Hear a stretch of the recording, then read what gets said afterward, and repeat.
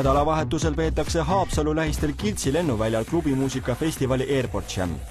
Tavaliselt käib asjaga kaasas autode kiirendusvõistlus, mis asendatakse seekord hoopis velotaksode võidusõiduga. No reeglid on lihtsad, et tiimis peab olema 3 inimest, kaal ei ole tähtis, üldkaal. Võid võtta 2 väikest tüdrukut ja suure mehe rooli või ka vastupidi. Ja distantsiks on 2 × 50 meetrit ja kelle kõige kiirem aeg, see on võitja. Auhinnaks on siis velotakso või? Kahjuks velotaksod päris auhinnaks ei ole, aga kindlasti auhind on vääriline ja eks seal on põhieesmärk on ikkagi fun, et inimestel oleks lõbus ja ei peaks tegelema rumalustega. Ja läks!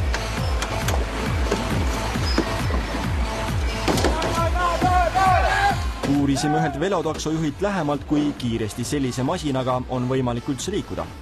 Pakku nüüd mingi 35 võib-olla läheb ära. No mäest alla muidugi kiiremini. Ja ütleme, kui siin 2 inimest peal ka on, siis kui pikka maad sina suudad näiteks sõita sellel täiskiirusel? No, 5 kilti.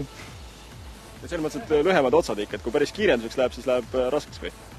Jah, päris pikki maid ikka ei jaksa väga kiiresti sõita.